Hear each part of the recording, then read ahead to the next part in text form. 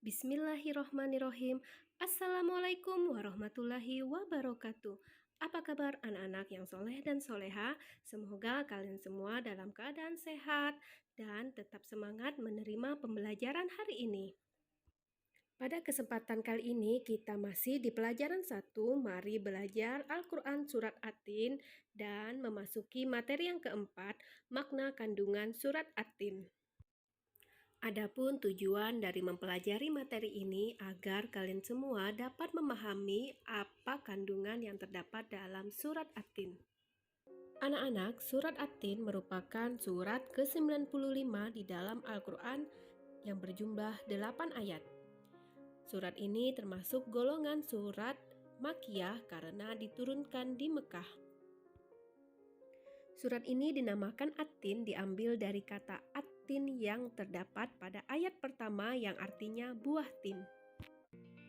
Pada ayat pertama surat At-Tin, Wattini wazzaitun, yang artinya demi buah tin dan buah zaitun. Pada kandungan ayat yang pertama, buah tin adalah buah yang enak dan lembut serta cepat dicerna. Ia menjadi obat yang banyak manfaatnya, memperhalus fisik, mengencerkan dahak, membersihkan ginjal, menghancurkan batu pada saluran air seni, menggemukkan badan dan dapat melonggarkan rongga hati dan limpa. Sedangkan buah zaitun adalah buah yang memiliki keistimewaan karena kandungan minyaknya yang berlimpah, sehingga dapat dipergunakan di daerah yang kurang memiliki minyak. Pada ayat kedua, Waturi Sinin, yang artinya demi Gunung Sinai. Gunung Sinai terletak di semenanjung Sinai, lintasan antara tanah Mesir ke Palestina, Arab, dan Mesopotamia. Gunung setinggi 2.285 meter ini juga dikenal dengan nama Jabal Musa atau Gunung Nabi Musa. Karena di tempat ini Nabi Musa menerima wahyu pertama dan diangkat menjadi Rasul. Pada malam Mi'raj, Rasulullah Shallallahu Alaihi Wasallam berhenti sebentar di tempat ini dan melaksanakan sholat sebagai penghormatan beliau pada kesucian tempat tersebut. Kandungan surat At-Tin yang ketiga, Wahazal baladil amin, yang artinya dan demi negeri Mekah yang aman ini. Kota yang aman adalah kota Mekah. Kota ini disebut dengan kota yang aman karena siapapun yang memasukinya terjaga keamanan dan keselamatannya. Kota Mekah juga disebut sebagai Ummul Qura, atau yang artinya ibu dari semua kota.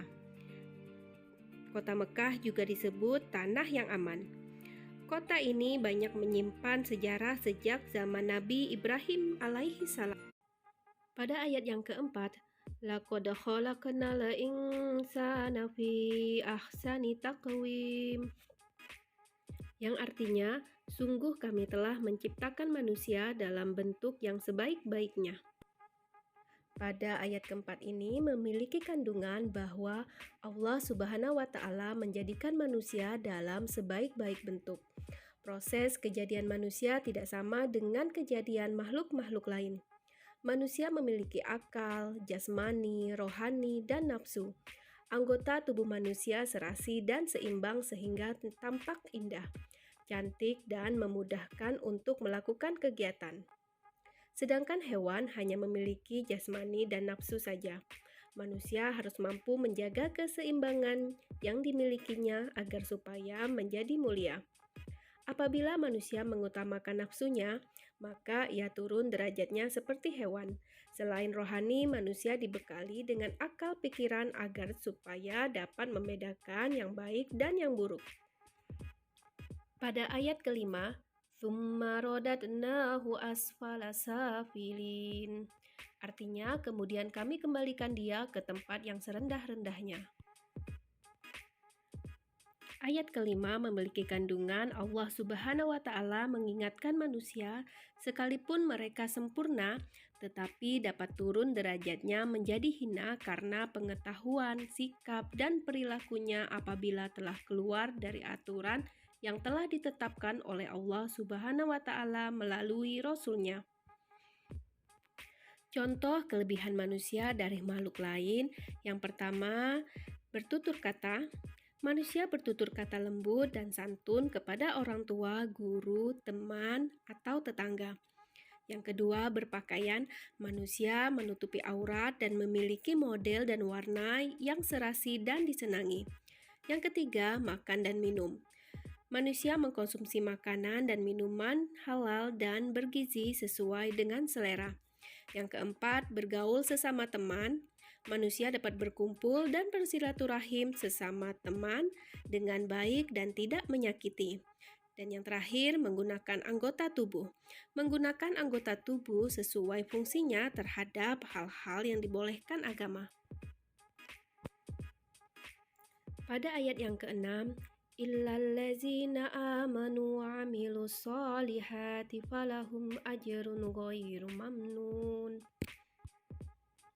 Yang artinya, kecuali orang-orang yang beriman dan mengerjakan kebajikan, maka mereka akan mendapat pahala yang tidak ada putus-putusnya.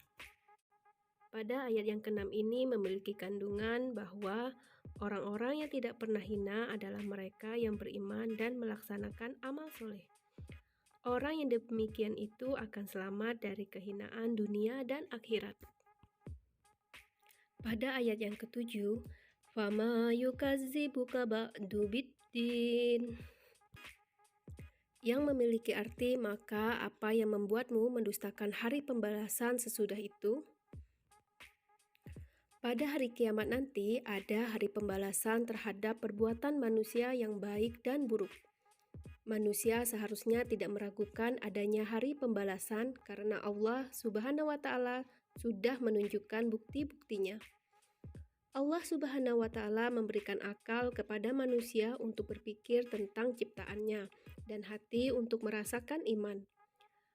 Pertanyaan Allah Subhanahu wa Ta'ala itu untuk mengingatkan kita akan adanya hari kiamat, agar manusia tidak lupa dan lalai sehingga terjerumus dalam dosa dan kehinaan.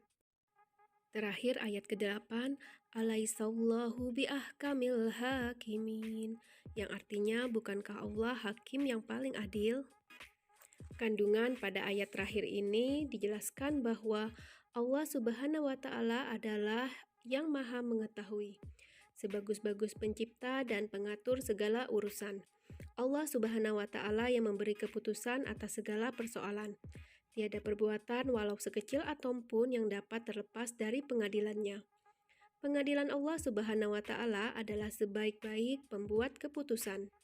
Allah Subhanahu wa Ta'ala Maha Pengasih kepada hambanya.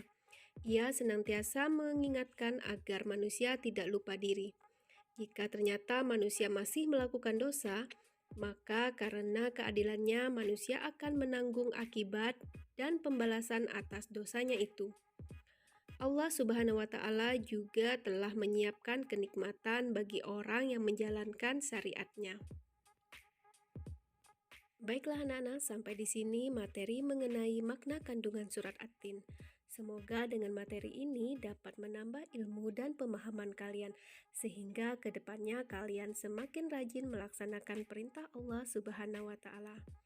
Sampai di sini Ibu ucapkan wassalamualaikum warahmatullahi wabarakatuh.